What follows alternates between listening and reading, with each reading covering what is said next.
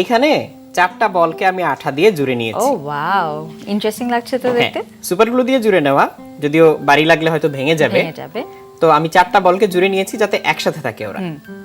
এরকম আমার হাতে দুটো আছে, এই দেখো এরকম দুটো পিং পং বল আমরা গ্লু দিয়ে সোজা করে একটা স্ট্রাকচার বানিয়ে ফেলছি। আর এইখানে হচ্ছে 6টা বল একসাথে আঠা দিয়ে জুড়ে দেওয়া। এরকমও আমার কাছে দুটো আছে। আচ্ছা, এবার আমি তোমাকে না দেখিয়ে এই বলগুলো দিয়ে একটা কাজ করব। আচ্ছা, এজন্য আমি একটা বই দিয়ে ঢেকে নিচ্ছি। ঠিক আছে, তুমি চাইলে অন্যদিকেও তাকাতে পারো। তাহলে আমি এটা দিয়ে একটা স্ট্রাকচার বানিয়ে তোমাকে দেখাবো, কিন্তু তোমাকে এখন দেখাচ্ছি না সেটা আমি কিভাবে তৈরি করলাম। ওকে, ঠিক আছে। আমি এটাকে ভালো করে ঢেকে নিয়ে বই দিয়ে আড়াল করে এই স্ট্রাকচারটা তৈরি করলাম। আচ্ছা, এই দেখো এটা একটা পিরামিড, তাই না?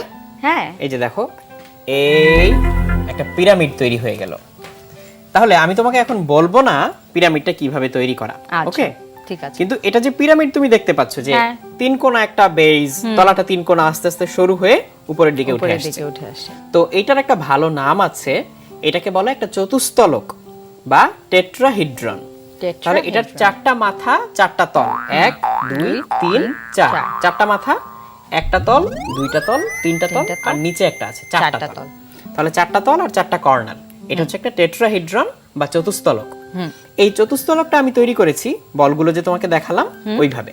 আচ্ছা, তাহলে এবার তোমাকে যেহেতু দেখিয়েছি যে জিনিসটা কেমন হয়, এবার আমি এটাকে আবারও আড়াল করে নিচ্ছি। আচ্ছা, আড়াল করে নিয়ে এটাকে আমি আবার এখন খুলে ফেলবো। ওকে। তোমার কাজ হবে এই স্ট্রাকচারটা আবার তৈরি করা। তাহলে এই যে তোমার কাছে সবগুলো বল দিলাম, ভাঙা যাবে না, না ভেঙে খুব সাবধানে এই স্ট্রাকচারটা তৈরি করতে হবে। ট্রাই করো। ঠিক আছে, দেখি তুমি কিভাবে এটা চিন্তা করতে পারো।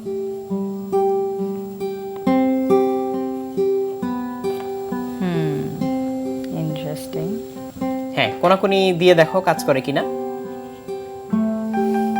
না, হলো না। হলো না? এইভাবে দিলে তো দাঁড়িয়েই থাকে না। এটা তো হলোই না। একটার উপরে আরেকটা রেখে ট্রাই করতে পারো। একটার উপরে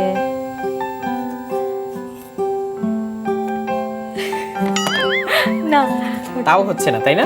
না, একদমই হচ্ছে না।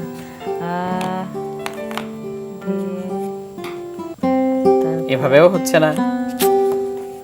এটা তো খুবই কমপ্লিকেটেড। হ্যাঁ, দেখে প্রথমে আসলে বোঝা যায় না যে জিনিসটা বেশ কঠিন, তাই না?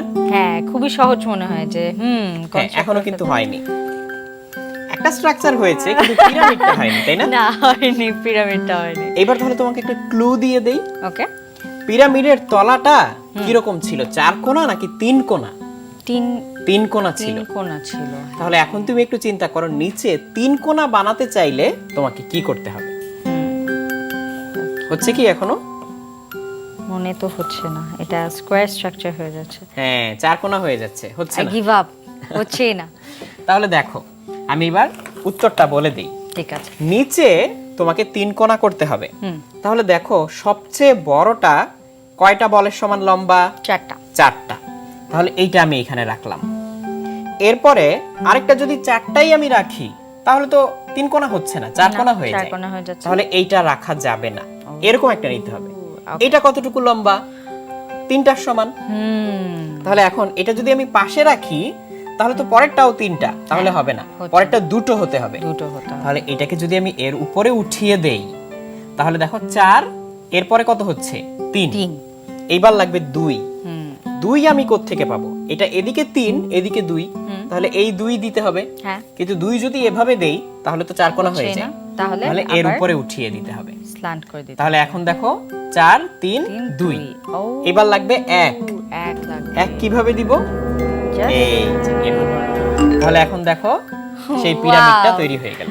ইন্টারেস্টিং। আমি 4 3 2 এর এই কথাটা তো চিন্তাই করিনি। আমি খালি স্ট্রাকচারটা এইভাবে শেপ অনুসারে কিভাবে মিলে এটা বের করার চেষ্টা করছিলাম, কিন্তু সেটা তো সম্ভব হয় না যখন আমরা অ্যাজ ইজ স্ট্রাকচারটাকে মিলে।